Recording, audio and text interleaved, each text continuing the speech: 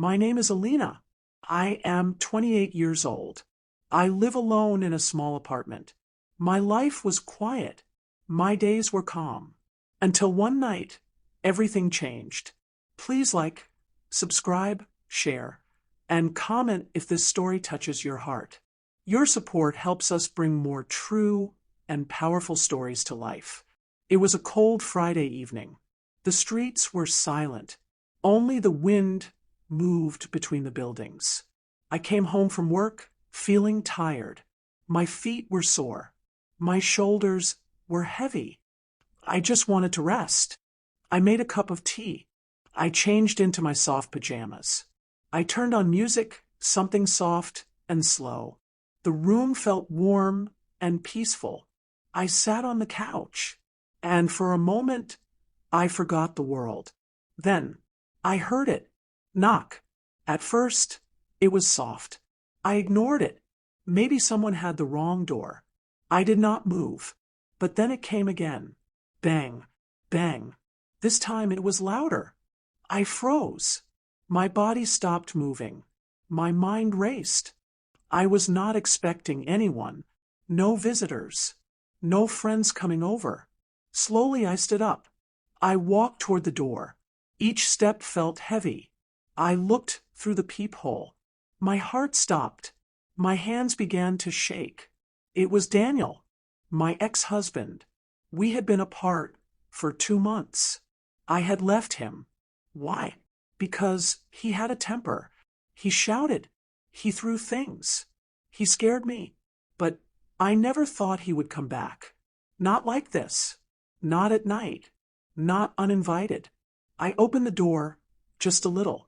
Not enough to let him in. "What are you doing here?" I asked. He smiled, but his eyes were cold. There was no warmth, only control. "I miss you, Elina," he said. "Can we talk?" I shook my head. "I do not want to talk," I said. "Please go." Daniel's smile faded. His eyes changed.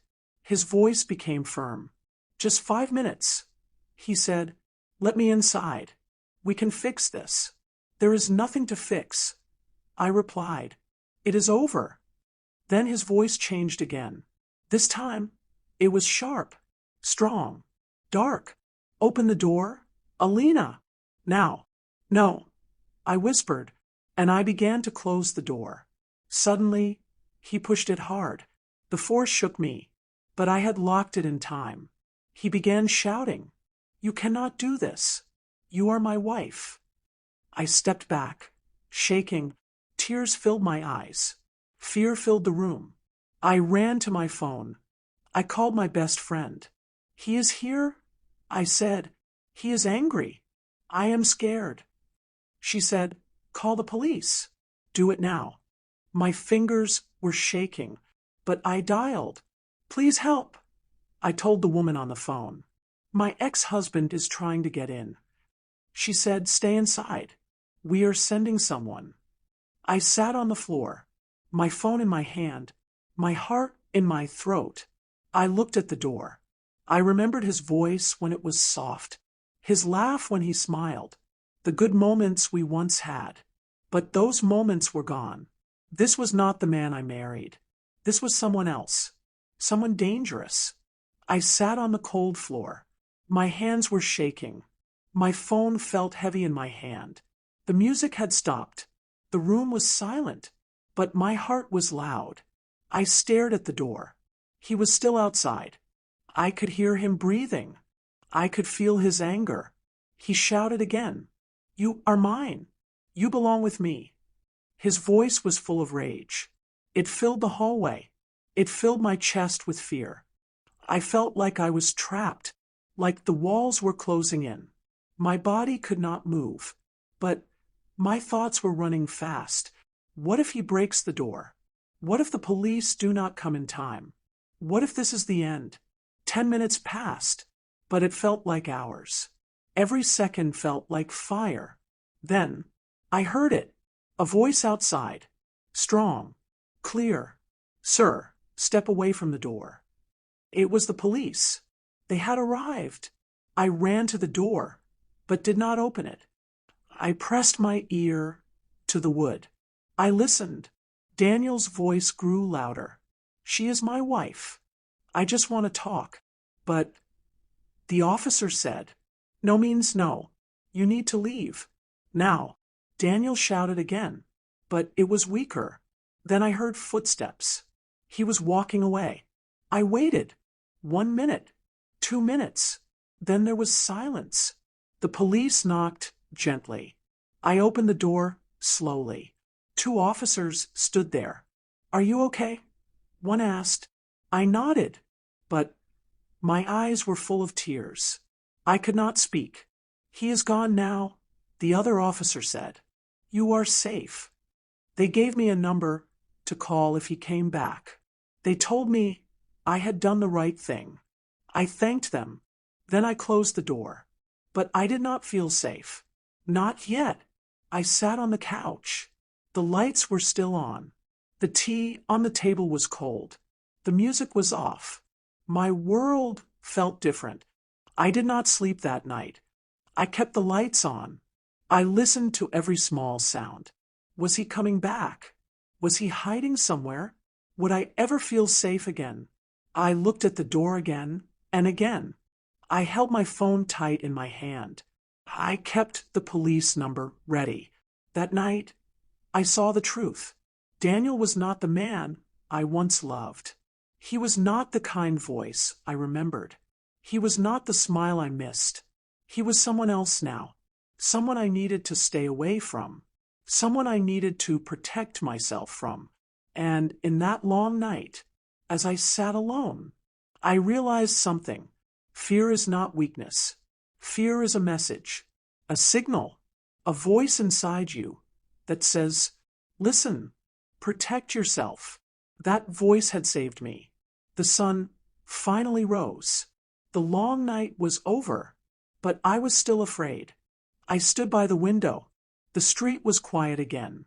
Everything looked normal, but inside me, nothing was normal. I did not want to feel weak. I did not want to live in fear. So I made a choice. That morning, I changed the locks. A man came with his tools. He worked in silence. I stood near him, watching. I did not say much, but I felt better when he left. Next, I went to the store. I bought a small alarm. I also bought a camera for the door.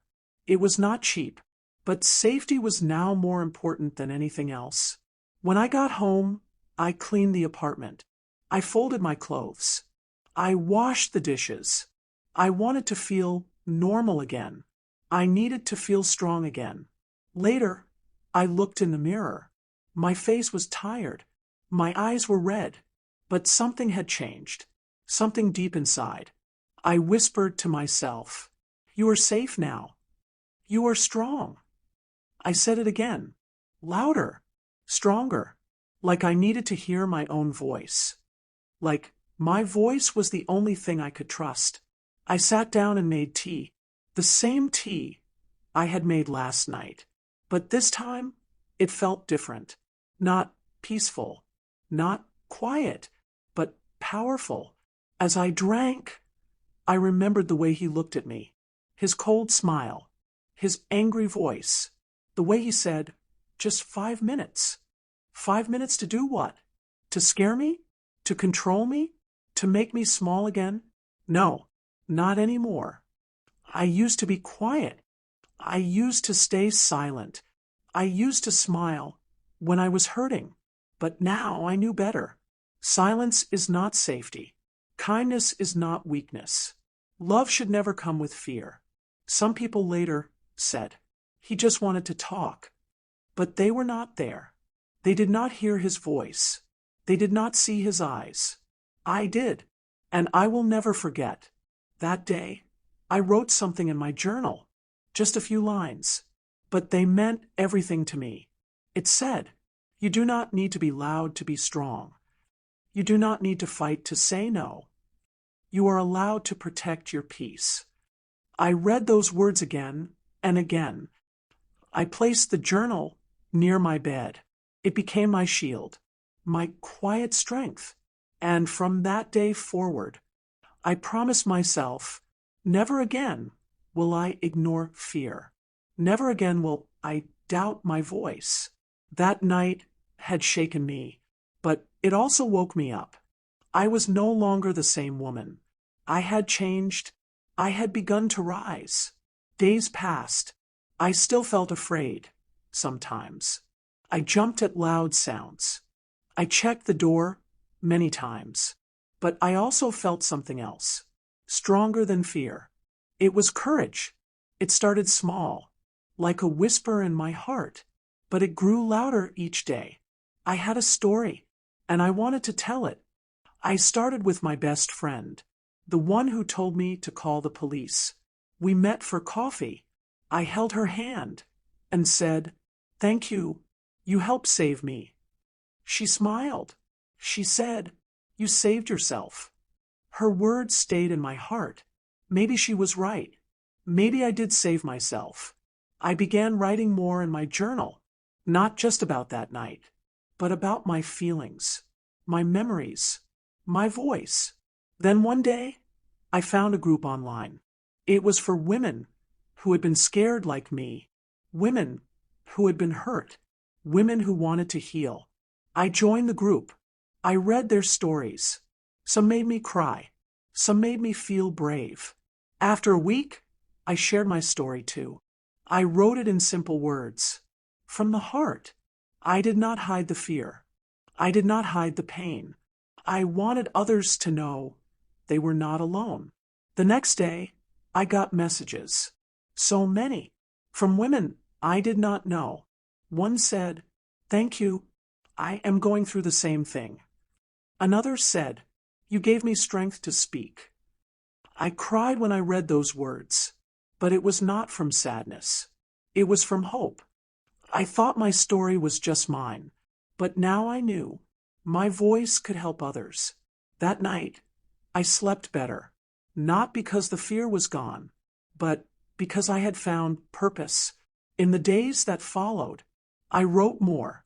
I joined meetings online. I shared my thoughts. I listened to others. We were from different places, but our hearts felt the same. One woman said, "I stayed silent for years, but now, because of women like you, I am learning to speak." I will never forget her voice. I had once been quiet, soft, afraid to speak, but now I was something new. I was learning to be strong. I was learning to be loud, in my own way. Sometimes strength is not a shout. Sometimes it is a whisper that refuses to be silenced. That night changed my life, but telling my story changed my soul. Now, when I look at the door, I no longer feel fear. I feel power, because I know who I am, and I know what I will never accept again. No more silence, no more fear, only truth, only strength. And this strength, it is for me, but it is also for others. A few months passed. The seasons changed. The days grew brighter. So did I. I walked differently now. Not faster, not louder, but stronger. I still remember that night. The knock, the fear, the silence afterward. But now, I remembered it without pain. I remembered it with power, because that night did not break me. It built me. I started helping more people. Sometimes I shared my story in small groups. Sometimes I just listened. Each time, I felt something grow inside me. It was not anger. It was not hate. It was love. Love for myself. Love for others who had walked through fear. Love for the voice I had found. One day, a young girl messaged me. She said, "I saw your post. I am in a bad place. I do not know what to do." I told her, "You are not alone. You are stronger than you think, and I am here." We spoke for weeks, and slowly she smiled again.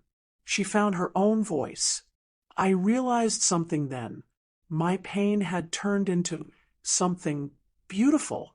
It had become a bridge, a light, a reason Now I look at my journal each night. I still write. I still speak. But now I also dream. I dream of peace, of safety, of love that does not hurt. I know there are still people out there, sitting in silence, hiding their fear, holding their breath. To them, I say this: you do not need to be silent. You do not need to stay small.